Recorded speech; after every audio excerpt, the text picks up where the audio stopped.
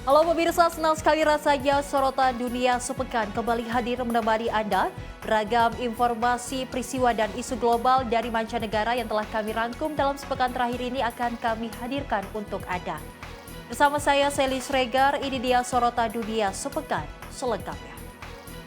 Kita awali informasinya pemirsa di mana Menteri Luar Negeri negara-negara Arab dan Perwakilan Organisasi Kerjasama Islam atau OKI menggelar pertemuan di Amman, Yordania. Mereka membahas situasi di Yerusalem serta mendesak komunitas internasional segera mengambil langkah menyusul meningkatnya ketegangan di kota suci tersebut.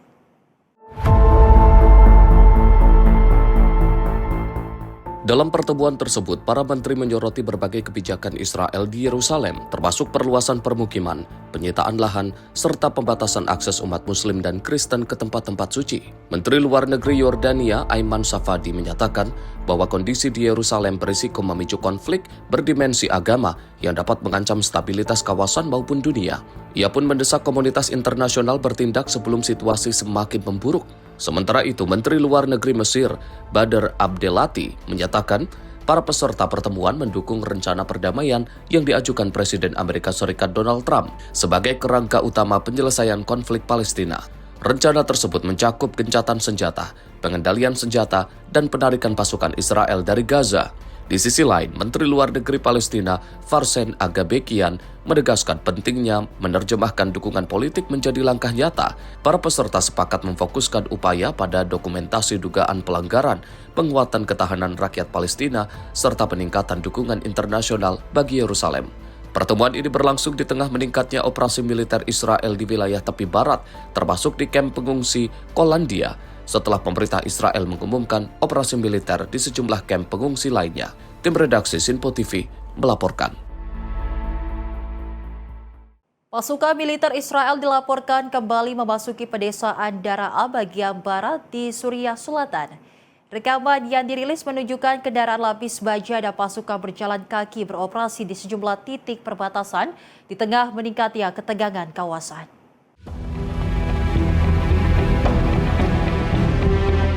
Kendaraan militer Israel bergerak memasuki kawasan Wadi Al-Rakat dan Syariat Al-Wadi. Pasukan berjalan kaki menyusuri lahan pertanian serta menghentikan dan memeriksa sejumlah petani dan 2 anak yang sedang mengembalakan kambing. Di lokasi lain, sejumlah kendaraan taktis terlihat berhenti di beberapa titik. Sementara itu, petani lain tetap melanjutkan aktivitas mereka di lahan saat personel militer berpatroli di sekitar kawasan. Hingga laporan ini disusun, militer Israel belum memberikan keterangan resmi terkait operasi tersebut. Namun laporan dari wilayah setempat menyebut aktivitas militer di pedesaan Daraa dan Quneitra terus meningkat dalam beberapa pekan terakhir. Warga setempat melaporkan adanya patroli rutin, penyusupan darat, serta pos pemeriksaan sementara yang didirikan di dalam wilayah Suriah. Insiden tembakan juga disebut sering terjadi di sekitar garis perbatasan. Sejak pemerintah transisi Suriah berkuasa pada Desember 2024, Israel dilaporkan memperluas kehadiran militernya di Suriah Selatan dan menempatkan pasukan di zona penyangga. Sebelumnya, Israel melancarkan serangan udara dan laut terhadap sejumlah fasilitas militer Suriah dengan alasan untuk mencegah persenjataan jatuh ke tangan kelompok yang dianggap bermusuhan. Tim redaksi Sinpo TV melaporkan. Presiden Amerika Serikat Donald Trump mengklaim Iran telah menghubungi Washington untuk melanjutkan perundingan. Menurut Trump, perkembangan negosiasi berlangsung positif dan hasilnya diperkirakan akan mulai terlihat dalam 48 jam. Pernyataan itu disampaikan Trump saat menjawab pertanyaan wartawan sebelum bertolak dari Los Angeles menuju Las Vegas. Ia menyatakan pembahasan dengan Iran terus berlangsung dan menunjukkan kemajuan. Trump juga mengklaim pihak Iran menghubunginya untuk meminta dimulainya pembicaraan. Menurutnya, Teheran ingin mencapai kesepakatan dan menghindari eskalasi militer lebih lanjut. And they said, please, let's talk. They want to talk. The funny thing is they never mention that. They always say, we're not talking. But they called, they want to talk, we've been talking, they want to make a deal, they do not want to be hit. Trump menambahkan pemerintahannya akan menunggu perkembangan negosiasi dalam 2 hari ke depan. Hingga berita ini disusun, pihak Iran belum memberikan tanggapan resmi atas pernyataan tersebut. Tim redaksi Sinpo TV melaporkan. Iran menegaskan belum menjalin negosiasi langsung dengan Amerika Serikat terkait Selat Hormuz. Meski demikian, Teheran mengakui terus menerima pesan dari Washington di tengah upaya penyelesaian krisis di kawasan.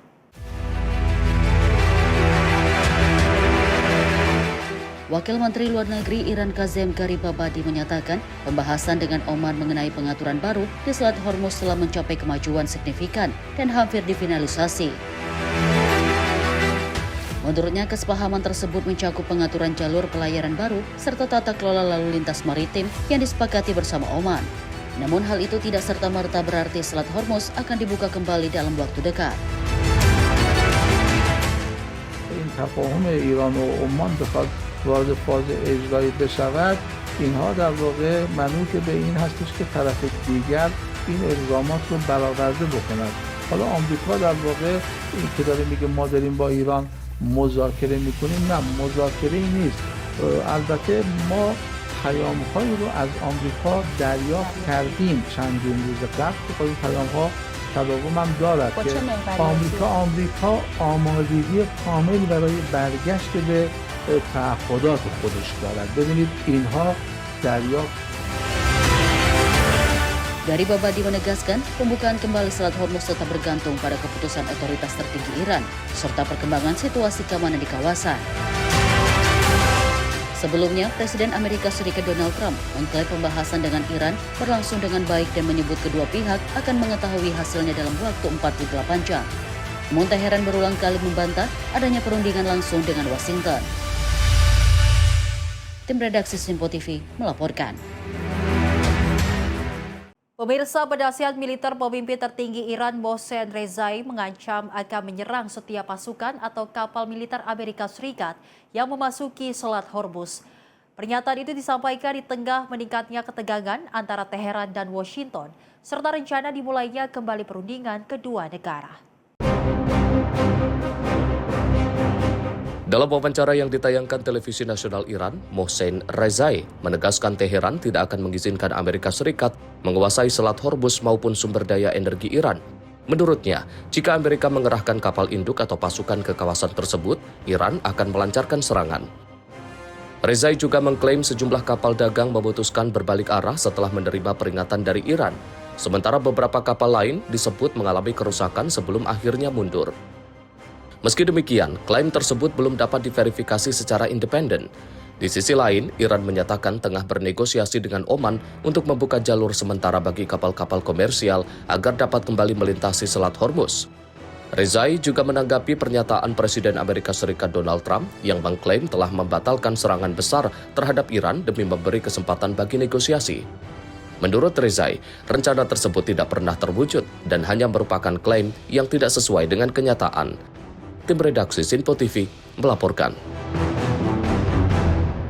Sebuah rumah sakit di kota Donetsk dilaporkan mengalami kerusakan akibat serangan drone yang diduga dilancarkan Ukraina. Insiden ini menyebabkan 1 orang tewas dan 2 lainnya mengalami luka-luka. Rekaman video memperlihatkan petugas darurat membersihkan puing-puing di dalam gedung rumah sakit. Beberapa bagian bangunan tampak mengalami kerusakan dengan bekas pecahan material dan darah masih terlihat di lantai.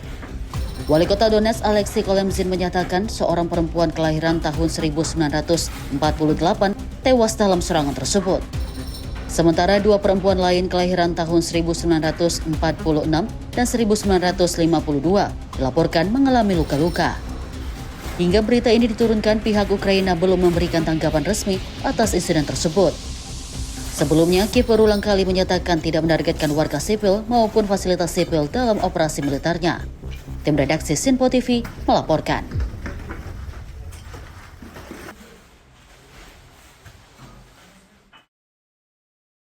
Sementara itu, pemirsa, serangan pesawat nirawak atau drone menghantam kawasan pantai wisata di Gelendzhik, Rusia.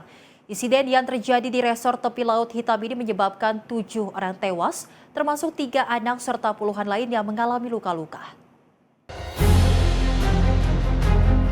Rekaman yang diabadikan oleh saksi mata memperlihatkan detik-detik sebuah pesawat nirawak atau drone meluncur dari udara menuju kawasan pantai yang dipadati pengunjung. Beberapa saat kemudian, pesawat nirawak atau drone tersebut meledak dan memunculkan bola api besar di tengah kerumunan. Suasana pantai yang semula dipenuhi tawa dan aktivitas wisatawan berubah menjadi kepanikan. Para pengunjung berlari menjauh untuk menyelamatkan diri setelah ledakan terjadi. Kementerian Kesehatan Rusia menyatakan total 7 orang meninggal dunia dalam insiden ini, termasuk 3 anak-anak, sementara itu 58 orang dilaporkan terluka dengan 9 diantaranya dalam kondisi serius. Sebanyak 37 korban telah menjalani rawat jalan, sedangkan 21 orang lainnya masih mendapatkan perawatan di rumah sakit. Serangan ini terjadi di tengah konflik berkepanjangan antara Rusia dan Ukraina yang berlangsung sejak Februari 2022. Hingga kini ketegangan di antara kedua negara masih terus berlanjut dan memicu korban jiwa serta kerusakan di berbagai wilayah. Pihak Ukraina belum memberikan tanggapan resmi terkait insiden tersebut, sementara otoritas Rusia masih menyelidiki peristiwa ini. Tim redaksi Sinpo TV melaporkan. Petugas pemadam kebakaran berupaya menjinakkan si jago merah yang melalap sebuah pabrik kimia di Santiago, Chili. Kebakaran besar ini memicu serangkaian ledakan dan menyelimuti wilayah Quilicura dengan asap hitam pekat yang diduga mengandung zat berbahaya. Rekaman udara memperlihatkan kepulan asap hitam membumbung tinggi dari kawasan pabrik Panimex. Puluhan mobil pemadam dan ratusan petugas diterjunkan untuk mengendalikan api yang terus membesar. Pihak berwenang menyebutkan sekitar 20 pekerja berhasil dievakuasi saat kebakaran terjadi. Hingga saat ini tidak ada laporan korban jiwa maupun luka-luka. Sekitar 300 petugas pemadam dengan 40 unit mobil pemadam dilibatkan dalam operasi ini. Polisi menduga kebakaran dipicu oleh kebocoran amonia, namun penyebab pastinya masih dalam penyelidikan. Insiden ini merupakan darurat besar keempat yang terjadi di fasilitas Panimex sejak tahun 2013. Peristiwa berulang ini memicu kekhawatiran masyarakat terhadap standar keselamatan di pabrik tersebut. En este momento nos encontramos en una emergencia. Aquí hay explosión de químicos. Se está incendiando una empresa que lamentablemente no es la primera vez que esto ocurre. Lamentamos profundamente que este tipo de situaciones se den una y otra vez y que las empresas no tomen las acciones necesarias para resguardar a sus trabajadores y trabajadoras, ni menos a la comunidad. Pemerintah daerah sementara menutup sekolah di wilayah Quilicura dan mengimbau warga tetap berada di dalam rumah. Jalan di sekitar lokasi kebakaran juga ditutup demi menjaga keselamatan masyarakat. Petugas pemadam terus berupaya mengendalikan api sambil memastikan tidak ada penyebab bahan berbahaya ke wilayah sekitar. Penyelidikan mengenai penyebab pasti kebakaran masih berlangsung. Tim redaksi Sinpo TV melaporkan. Kebakaran besar melanda pabrik kimia Queima Química di Itaquaquecetuba, wilayah metropolitan Sao Paulo, Brasil. Insiden ini memicu serangkaian ledakan dan memaksa sekitar 150 warga dievakuasi sebagai langkah pencegahan. Kobaran api besar dan asap hitam tebal membumbung tinggi dari kawasan industri yang terlihat dari berbagai wilayah di sekitarnya. Kebakaran dilaporkan mulai terjadi pada sore hari di pabrik yang memproduksi pelarut dan resin dengan puluhan tangki berisi bahan yang mudah terbakar. Cidade Itaquaquecetuba é o seguinte, pegou fogo na firma lá embaixo lá de química, tá explodindo tudo até agora. Ledakan tidak hanya terjadi di dalam pabrik, tetapi juga di saluran pembuangan di sekitar lokasi. Kondisi ini memaksa evakuasi rumah dan kawasan industri di sekitarnya, serta mendorong penyedia listrik menghentikan sementara pasokan demi keamanan. Lebih dari 30 unit kendaraan pemadam kebakaran dikerahkan untuk mengendalikan api, dengan fokus pada area penyimpanan tangki yang masih beresiko memicu ledakan lanjutan dan kontaminasi lingkungan. Hingga kini pihak berwenang menyatakan tidak ada korban jiwa, namun area kebakaran masih ditutup hingga dinyatakan aman oleh petugas. Tim redaksi Sinpo TV melaporkan. Banjir besar masih merendam sejumlah wilayah di negara bagian Kerala, India akibat hujan monsun yang terus mengguyur selama beberapa hari terakhir. Bencana ini menyebabkan 21 orang meninggal dunia, 6 lainnya masih dinyatakan hilang, serta memaksa ribuan warga mengungsi. Rekaman udara memperlihatkan luasnya wilayah Uberkutanat yang terendam banjir. Puluhan rumah dikepung air sementara warga terpaksa menggunakan perahu untuk beraktivitas dan menembus jalan yang tergenang. Petugas pemadam kebakaran dan tim penyelamat terus menjangkau daerah terdampak untuk membantu evakuasi warga. Sejumlah kendaraan darurat juga terlihat melintasi jalan yang masih dipenuhi genangan. Meski curah hujan mulai berkurang, tinggi muka air di sejumlah sungai utama masih berada di atas batas waspada. Akibat kondisi tersebut, banyak warga memilih meninggalkan rumah mereka dan mengungsi ke tempat yang lebih aman. Sementara itu, pemerintah setempat telah membuka sejumlah posko pengungsian dan mengevakuasi sekitar 1.300 warga. എല്ലായിടത്തും ആൾക്കാരുണ്ട്. എല്ലാവരും പോയിക്കൊണ്ടിരിക്കുകയാണ്. കുറേ ആൾക്കാരൊക്കെ പോകുന്നു, കുറേ ആൾക്കാരൊക്കെ ഇവിടുന്ന് പോകാൻ വേണ്ടി പ്ലാൻ ചെയ്യുന്നു. അങ്ങനെ എല്ലാവരും ഇങ്ങനെ പോയിക്കൊണ്ടിരിക്കുക. ഞങ്ങളൊരു വീട്ടിൽ ഇപ്പോൾ കറണ്ടിൽ നോക്കാൻ വേണ്ടി പോവാം. Otoritas setempat menyatakan banjir tahun ini menjadi salah satu yang terburuk selama musim monsun. Luapan sungai Pampa, Acan Kopil, dan Manimala masih mengancam daerah dataran rendah. Sementara petugas terus mengimbau warga agar mematuhi peringatan evakuasi demi keselamatan. Tim redaksi Sinpo TV melaporkan. Pemirsa, informasi menarik lainnya akan kami hadirkan usai jeda. Tetaplah bersama kami di Sorotan Dunia Sepekan.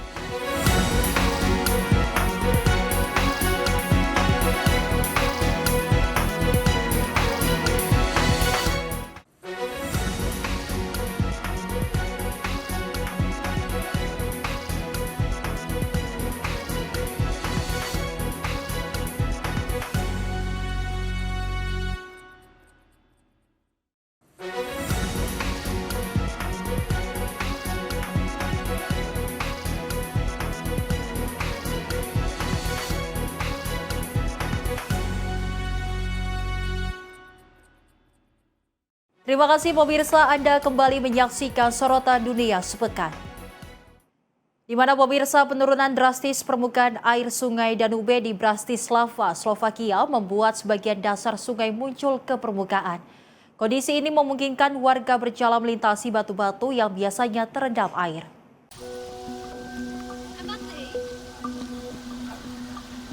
Gelombang panas di Eropa memicu surutnya air sungai Danube dan membentuk jalur sementara dari gugusan batu yang menghubungkan sejumlah bagian sungai. Kondisi tersebut menarik perhatian warga yang datang untuk berjalan, berenang, dan berjemur di tepi sungai. Sungai Danube merupakan sungai terpanjang kedua di Eropa yang melintasi 10 negara. Selain menjadi jalur pelayaran penting, sungai ini juga berperan sebagai sumber air dan menunjang pariwisata di kawasan Eropa Tengah. Otoritas transportasi setempat menyatakan, penurunan permukaan air menyebabkan sejumlah kapal berukuran besar tidak dapat melintasi beberapa ruas sungai di wilayah Slovakia. Kondisi serupa juga terjadi di Hungaria. Pemerintah setempat menghimbau masyarakat menghemat penggunaan listrik setelah debit air sungai Danube mencapai titik terendah dan mengancam pasokan air pendingin pembangkit listrik tenaga nuklir PAX. Otoritas memperkirakan permukaan air sungai Danube akan tetap berada pada level sangat rendah seiring berlanjutnya gelombang panas dan kekeringan yang melanda Eropa Tengah. Kondisi ini juga terjadi di tengah darurat kebakaran hutan yang melanda sejumlah negara di Eropa Selatan. Tim redaksi Sinpo TV melaporkan. Lonjakan debit sungai Guazú memaksa otoritas Argentina menutup sementara kawasan Devilstroot, ikon utama air terjun Iguazu.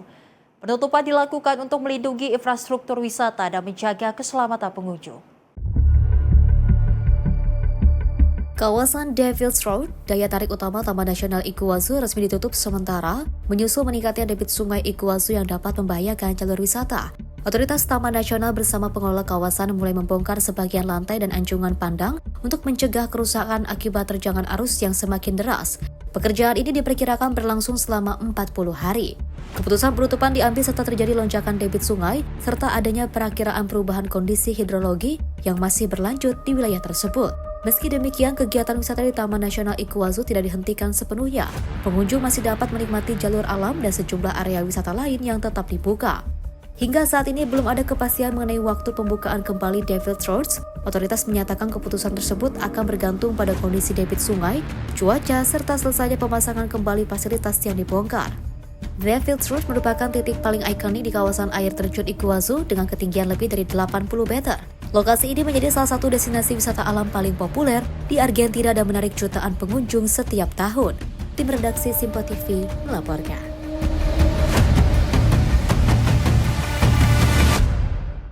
Pemirsa, kekeringan parah akibat fenomena Super El Nino menyebabkan permukaan air waduk Angat di Filipina turun ke level terendah sepanjang sejarah. Kondisi ini menimbulkan kekhawatiran akan ketersediaan air bersih bagi jutaan warga Metro Manila, serta mengancam sektor pertanian dan perikanan.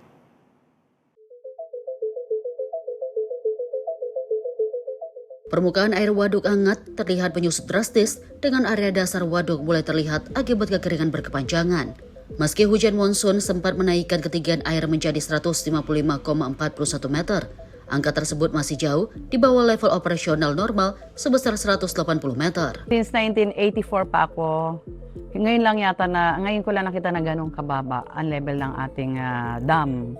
So ang pinaka last na mga halos matagal na lang siya, 156. Yun, pero ngayon nag-150 Kaya medyo critical, delikado. Pihak berwenang mengimbau masyarakat menghemat penggunaan air, mengingat waduk Angat memasuk sekitar 90% kebutuhan air bersih Metro Manila. Penurunan volume air juga memukul mata pencarian para petani dan nelayan, terutama masyarakat adat yang bergantung pada waduk tersebut. Para pakar iklim menyatakan krisis ini memberikan dampak besar terhadap sektor pertanian, khususnya tanaman yang membutuhkan pasokan air tinggi seperti padi, jagung, tanaman umbi-umbian.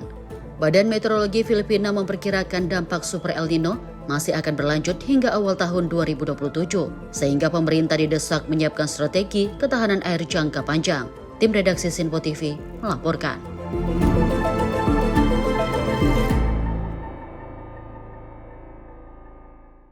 Lebih dari 2.000 truk tertahan di jalur perbatasan Argentina dan Chili setelah lintasan pegunungan Cristo Redentor ditutup selama 20 hari akibat badai salju hebat. Kondisi ini pemirsa memicu kerugian besar bagi para supir dan perusahaan angkutan.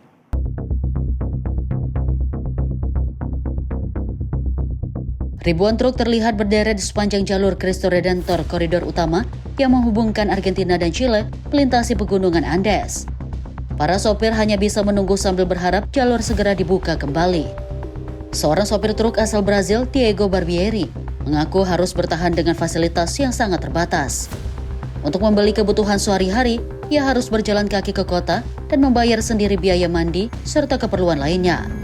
Sementara itu, sopir asal Bolivia Ronald Sandoval mengatakan ia dan rekan-rekannya berusaha tetap tenang dan berjalan-jalan ke kota agar tidak tertekan selama menunggu.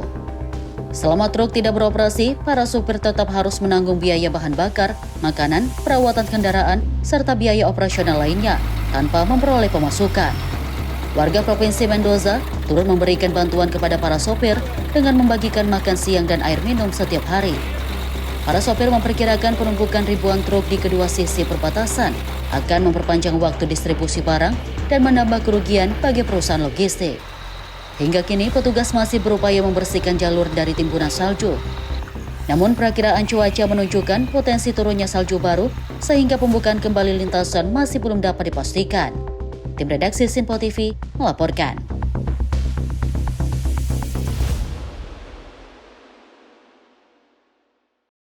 Aktivis Arab dan Yahudi menggelar aksi duduk di kantor Partai Zionis Religius di Soham, Israel.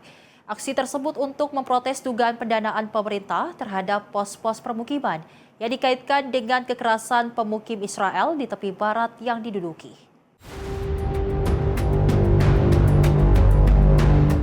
Rekaman memperlihatkan para pengunjuk rasa berbaring di depan pintu kaca kantor partai yang dipimpin oleh Menteri Keuangan Israel, Bezalel Smotrich itu dengan tangan, wajah, dan pakaian berwarna putih dilumuri cairan merah sebagai simbol darah korban kekerasan. Mereka membawa spanduk dan menyerukan sejumlah slogan, diantaranya tuntutan agar warga Arab dapat hidup dengan aman, serta menuduh pemerintah mendanai permukiman yang dikaitkan dengan tindakan kekerasan. Aksi berakhir setelah petugas kepolisian tiba di lokasi. Tidak ada laporan mengenai korban luka dalam insiden tersebut. Partai Zionis Religius menyatakan, sebagian peserta aksi diduga berupaya masuk secara paksa ke dalam kantor dan mendesak para pemimpin oposisi untuk mengecam tindakan tersebut. Protes ini muncul setelah disetujuinya pengalihan anggaran pada 4 Agustus yang mencantumkan alokasi dana bagi lembaga keagamaan, serta Kementerian Permukiman dan Misi Nasional Israel. Kelompok aktivis Standing Together menyatakan, aksi ini bertujuan menekan pemerintah agar membongkar pos-pos permukiman, menghentikan kekerasan oleh pemukim, dan mendorong terwujudnya perdamaian Israel-Palestina. Sementara itu, sejumlah organisasi hak asasi manusia internasional dan Israel terus menyampaikan kritik terhadap kebijakan permukiman pemerintah Israel. Tim redaksi Sinpo TV melaporkan. Ribuan migran dari berbagai negara Afrika masih bertahan di pantai Ceuta, enclave milik Spanyol di Afrika Utara. Mereka memilih tetap tinggal sambil menunggu kepastian nasib setelah menempuh perjalanan panjang untuk melarikan diri dari konflik dan kesulitan ekonomi. Para migran terlihat beristirahat di bawah pohon dan tenda darurat di sepanjang pantai. Sebagian mengisi air bersih dari fasilitas umum, sementara yang lain menjalani aktivitas sehari-hari dengan kondisi yang serba terbatas. Salah satu migran asal Sudan, Abden El Majed Salaheden Abdurrahman Abdallah mengaku menempuh perjalanan selama lebih dari 1 tahun melalui Chad, Libya, Aljazair, dan Maroko sebelum berhasil memasuki Ceuta. Ia mengatakan keamanan dan kesempatan mendapatkan pendidikan menjadi alasan utama meninggalkan negaranya. السبب الذي جعلني انه اجي الى السبتة هو انه بلادي في الحرب وما كانش امن. اول شيء السبب هو السبب الامن والحمد لله بعد ما دخلت انه كان امن.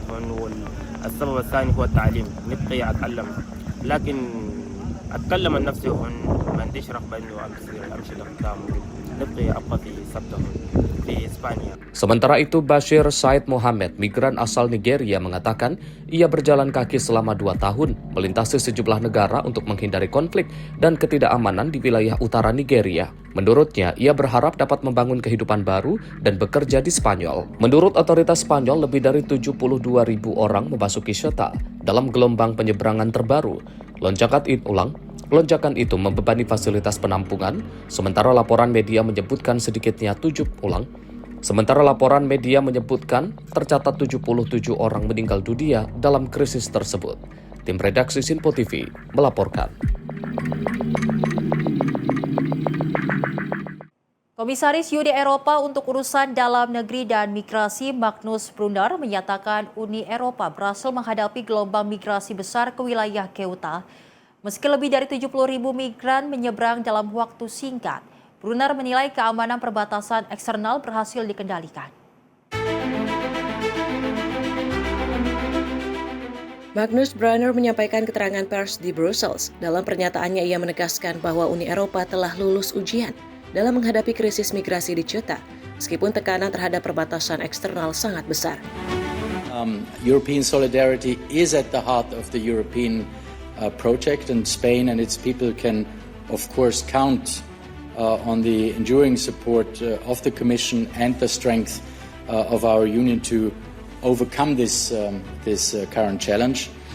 But we shouldn't make any mistake, of course. We will learn from this, definitely. We will also close the gaps, and we will keep protecting our external border altogether. Brunner menyatakan lebih dari 70.000 orang menyeberang ke Ceuta hanya dalam hitungan jam. Menurutnya gelombang tersebut didorong oleh jaringan penyelundupan manusia serta penyebaran disinformasi melalui media sosial. Ia menegaskan integritas perbatasan luar Uni Eropa menghadapi tekanan yang sangat besar. Krisis migrasi di Ceuta memicu perdebatan di antara negara-negara Uni Eropa. Setelah gelombang migrasi tersebut, Italia menangguhkan penerapan aturan Schengen. Sementara Spanyol menilai respon sebagian negara anggota bersifat egois. Uni Eropa dijadwalkan menggelar pertemuan darurat para menteri untuk membahas langkah penanganan krisis tersebut. Tim redaksi Sinpo TV melaporkan. Demonstran menggelar aksi unjuk rasa di depan misi diplomatik Maroko di Madrid, Spanyol. Mereka memprotes gelombang migrasi besar ke wilayah Ceuta yang dinilai memperburuk krisis keamanan dan membebani layanan publik.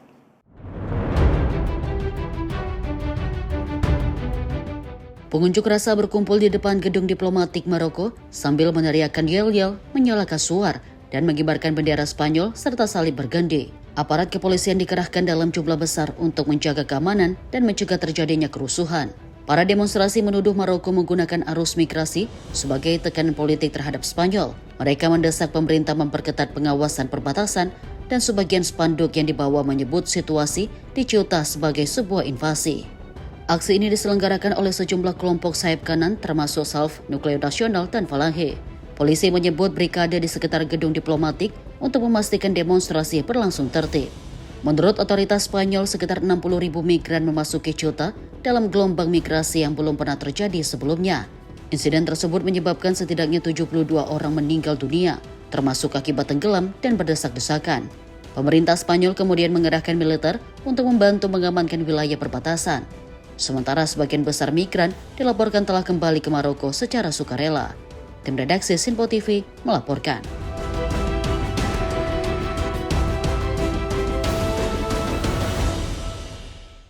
Pemirsa, kenaikan harga gas LPG kian membebani masyarakat Bangladesh. Lonjakan harga ini terjadi di tengah gangguan pasokan gas serta krisis di Selat Hormuz yang berdampak pada pasar energi global.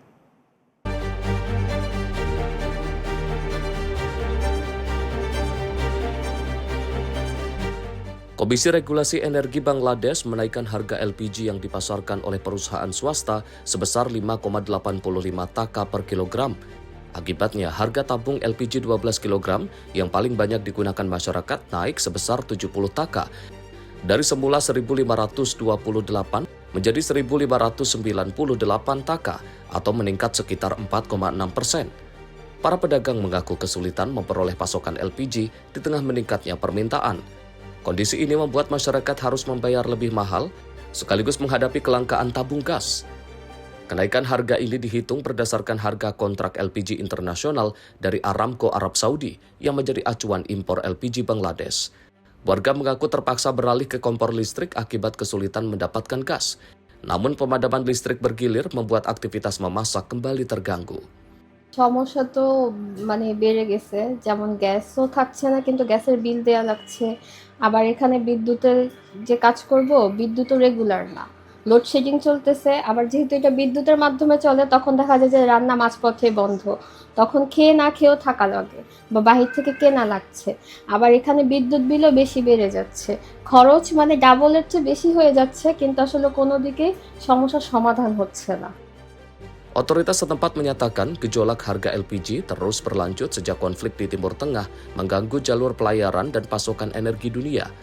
Krisis di Selat Hormuz juga memaksa Bangladesh mengimpor LPG melalui rute alternatif dengan biaya angkut yang lebih tinggi. Tim redaksi Sinpo TV melaporkan.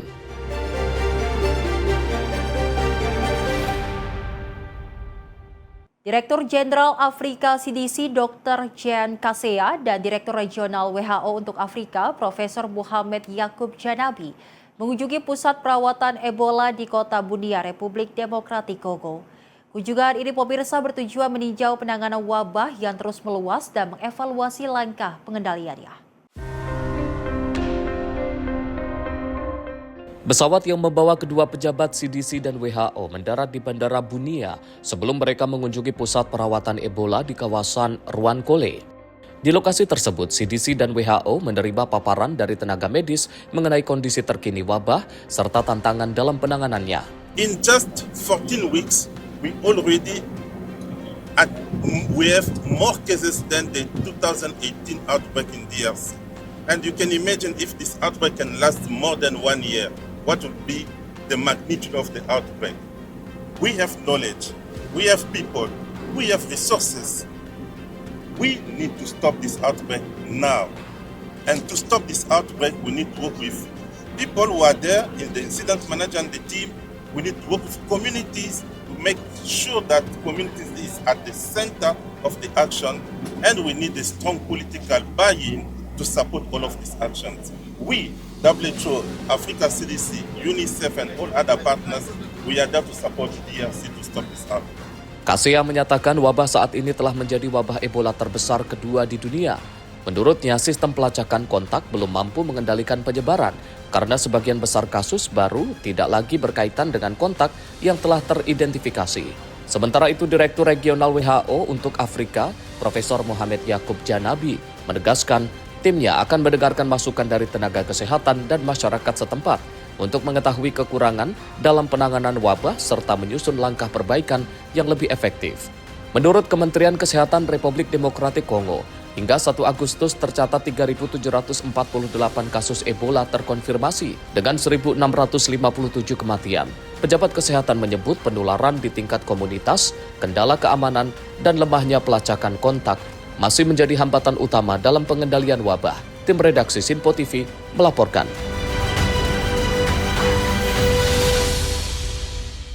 Pemirsa, informasi menarik lainnya akan kami hadirkan usai jeda. Tetaplah bersama kami di Sorotan Dunia Sepekan.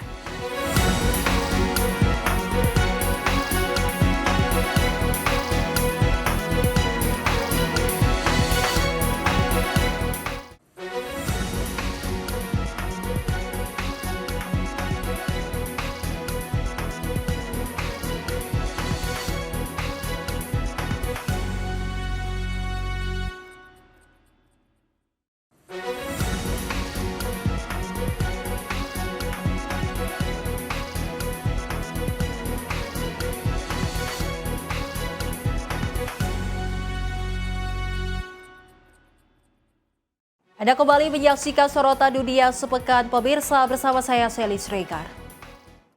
Pemirsa, sebuah video yang memperlihatkan seorang tahanan di pusat detensi imigrasi Adelanto, California, Amerika Serikat menunjukkan botol berisi air yang diduga tercemar larva viral di media sosial. Rekaman itu memicu kekhawatiran baru terhadap kondisi di fasilitas milik Immigration and Customs Enforcement atau ICE. Rekaman yang dirilis memperlihatkan Carlitos Ricardo Parias sedang melakukan panggilan video dengan keluarganya dari dalam pusat detensi. Dalam rekaman itu ia mengangkat sebotol air yang tampak berisi makhluk kecil menyerupai cacing atau larva. Menurut tim pengacaranya, Parias sengaja menuangkan air tersebut ke dalam botol untuk dijadikan barang bukti. Botol itu kemudian diperlihatkan kepada pihak keluarga yang selanjutnya menyerahkan rekaman tersebut kepada tim hukum. Parias yang dikenal sebagai kreator konten di Los Angeles mengaku air tersebut merupakan air minum yang disediakan bagi para tahanan. Ia menyebut air itu mengandung cacing atau larva. Video itu muncul beberapa pekan setelah seorang hakim federal memerintahkan ICE untuk menyediakan akses air minum bersih selama 24 jam bagi seluruh tahanan di fasilitas Adelanto. Perintah tersebut keluar menyusul gugatan kelompok yang menuduh adanya kondisi detensi yang tidak layak, termasuk masalah air minum, makanan, dan layanan kesehatan. Sementara itu, Departemen Keamanan Dalam Negeri Amerika Serikat menyatakan pasokan air di fasilitas tersebut berasal dari kota Adelanto dan memenuhi standar kualitas air federal. Namun, pihaknya tidak memberikan tanggapan langsung terkait rekaman yang menunjukkan dugaan larva di dalam air. Tim redaksi Sinpo TV melaporkan. Pemirsa, seekor induk lumba-lumba hidung botol atau bottlenose dolphin terekam terus membawa anaknya yang telah mati di perairan Combana Bay, Australia. Perilaku ini terus dilakukan selama beberapa hari setelah anaknya mati.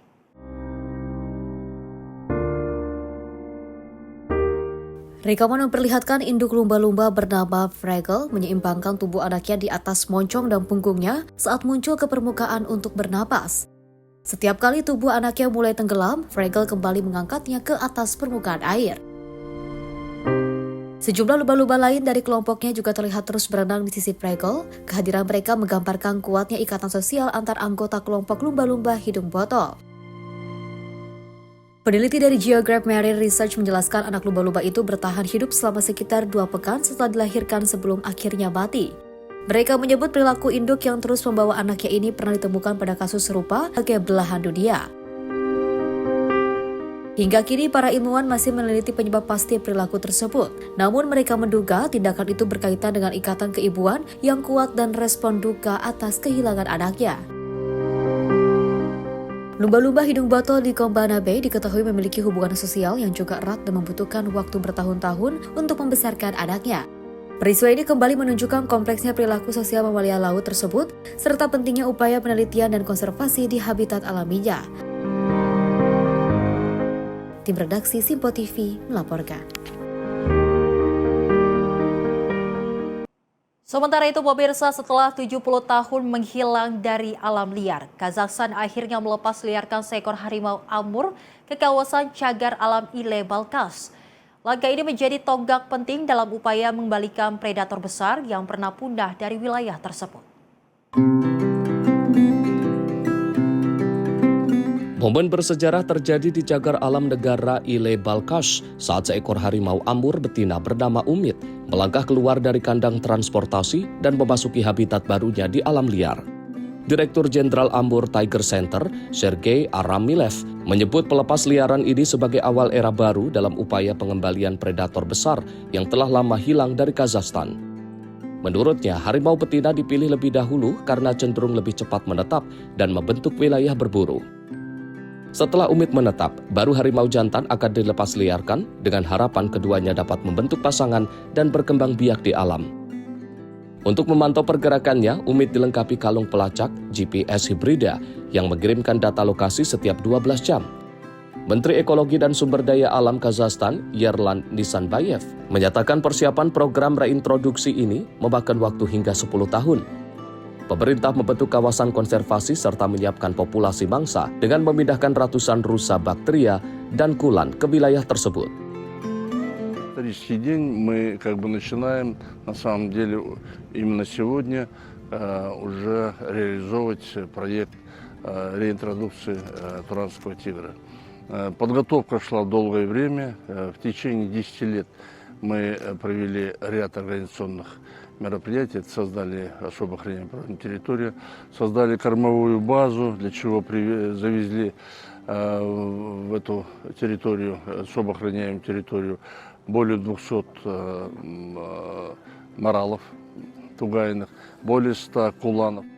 4 harimau amur didatangkan dari Rusia pada Mei 2026. 3 ekor lainnya masih menjalani masa adaptasi dan karantina sebelum dijadwalkan dilepas liarkan pada tahap berikutnya. Program ini bertujuan menghidupkan kembali populasi harimau turan yang dinyatakan punah di Asia Tengah pada pertengahan abad ke-20. Hasil penelitian menunjukkan harimau amur memiliki hubungan genetik yang sangat dekat dengan harimau turan, sehingga menjadi dasar ilmiah bagi program reintroduksi tersebut. Tim redaksi Sinpo TV melaporkan. Perbukitan di Provinsi Guizhou, Tiongkok berubah menjadi lautan bunga hortensia berwarna-warni. Jutaan kuntum bunga yang sedang mekar menarik wisatawan untuk menikmati pemandangan sekaligus berburu foto.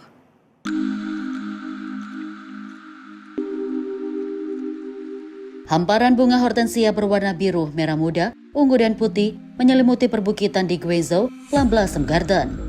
Jalur setapak dan tangga yang dikelilingi bunga dipenuhi wisatawan yang berjalan santai sambil mengabadikan momen. Para pengunjung menilai taman ini memiliki hamparan hortensia yang sangat melimpah dan menjadi lokasi favorit untuk berfoto. Ia bahkan merekomendasikan tempat ini bagi siapa saja yang ingin melakukan sesi pemotretan.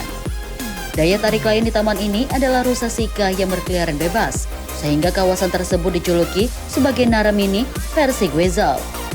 Hu mengaku terkesan dengan kehadiran rusa, air terjun, dan hamparan bunga yang memperindah kawasan.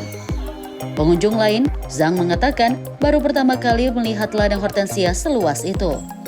Menurutnya perjalanan ke taman tersebut sangat berkesan dan sepadan dengan usaha yang dilakukan.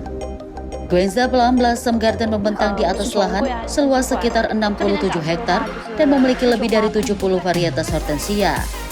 Warna hortensia dapat berubah secara alami menjadi biru, merah muda, dan ungu atau bergantung tingkat keasaman tanah. Fenomena ini menciptakan pemandangan yang berbeda sepanjang musim berbunga, yang berlangsung dari Mei hingga Oktober. Tim redaksi Sinpo TV melaporkan.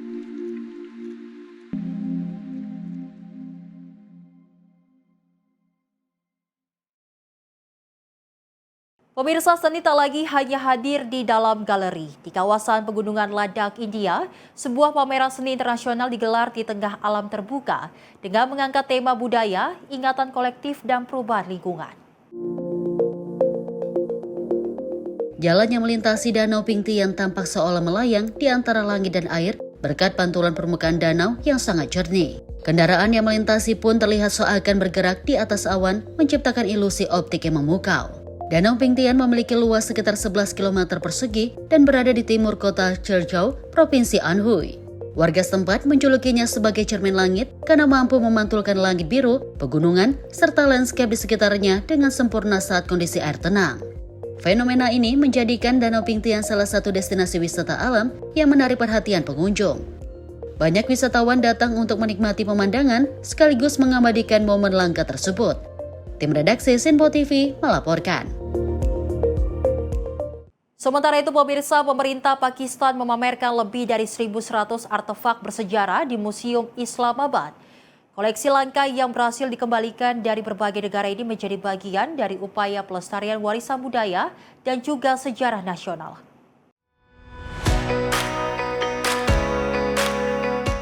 Koleksi yang dipamerkan menceritakan perjalanan panjang peradaban di wilayah Pakistan, mulai dari peninggalan peradaban Gandhara, lembah Indus, hingga beragam artefak kuno yang berusia ribuan tahun. Pemerintah menyatakan proses pengembalian artefak memerlukan waktu panjang dan koordinasi dengan berbagai negara. Seluruh benda bersejarah dikembalikan dengan proses keamanan dan verifikasi keaslian yang ketat. जैसे कि आपको पता है कि वहाँ से चीज़ को यहाँ पर लाना और बाहिफाजत लाना और उसकी ऑथेंटिसिटी के साथ यहाँ पर लाना बहुत बड़ा चैलेंज था। ख़ास तौर पे जो इटली से हमने रिट्रीव किए वो 2007 से इटालियन गवर्नमेंट ने अपनी कस्टडी में रखे हुए थे, लेकिन NOC नहीं मिल रहा था। Pemerintah Pakistan juga masih berkoordinasi dengan Australia dan Kanada untuk pengembalian artefak lain yang diduga dibawa keluar secara ilegal. Langkah ini menjadi bagian dari upaya menjaga dan mengembalikan warisan budaya nasional. Direktur Museum Islamabad menjelaskan, sebagian besar artefak yang baru dikembalikan berada dalam kondisi utuh, sehingga memiliki nilai sejarah dan ilmiah yang sangat tinggi dibandingkan koleksi lama yang banyak ditemukan dalam keadaan terpecah. Menurut Kementerian Warisan Nasional dan Kebudayaan Pakistan, koleksi yang berhasil dipulangkan meliputi patung-patung Buddha dari peradaban Gandhara, benda peninggalan peradaban lembah Indus, serta artefak dari Balochistan yang sebagian diperkirakan berusia 5.000 tahun. Pameran ini menjadi simbol keberhasilan Pakistan dalam mengembalikan warisan budaya yang sempat hilang ke tanah airnya. Tim redaksi Sinpo TV melaporkan.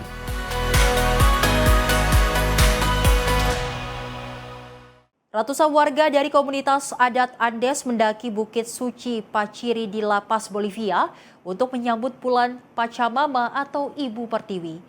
Ritual leluhur ini digelar sebagai ungkapan syukur sekaligus memohon kesehatan, kesejahteraan, dan keberlimpahan rezeki.